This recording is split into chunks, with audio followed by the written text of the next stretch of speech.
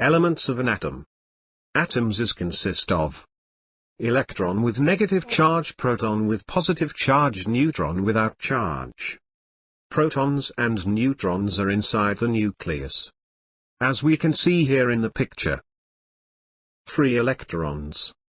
Electrons in the outer band can be easily forced out of the atom by the application of some external force such as a magnetic field, friction, or chemical action. Electrons forced from atoms are sometimes called free electrons. Conductors. An electric current is produced when free electrons move from atom to atom in a material. Materials that permit many electrons to move freely are called conductors. Copper, silver, gold, aluminium, zinc. Insulators. Materials that allow few free electrons are called insulators. Materials such as plastic, rubber, glass, mica, and ceramic are good insulators. Semiconductors.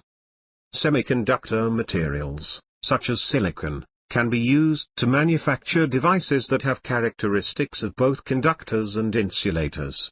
Many semiconductor devices act like a conductor when an external force is applied in one direction and like an insulator when the external force is applied in the opposite direction. This principle is the basis for transistors, diodes, and other solid-state electronic devices. Electrical charges are neutral charge, negative charge, and positive charge. When an electron is forced out of an atom, the atom it leaves behind has more protons than electrons.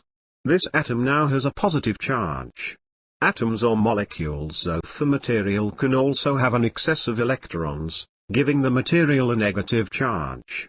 A positive or negative charge is caused by an absence or excess of electrons. The number of protons remains constant. Attraction and repulsion of electric charges. As we can see here in the picture, unlike charges attract, and like charges repel. Current. The flow of free electrons in a material from one atom to the next atom in the same direction is referred to as current and is designated by the symbol I. Current is measured in amperes, often shortened to amps. The letter A is the symbol for amps. Voltage. The force required to make electricity flow through a conductor is called a difference in potential, electromotive force, EMF, or voltage. Voltage is designated by the letter E or the letter V.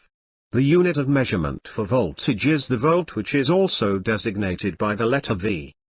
Direct current, DC, voltage source. The polarity of the terminals does not change, so the resulting current constantly flows in the same direction. Resistance. All material impedes the flow of electrical current to some extent. The amount of resistance depends upon the composition, length, cross-section and temperature of the resistive material.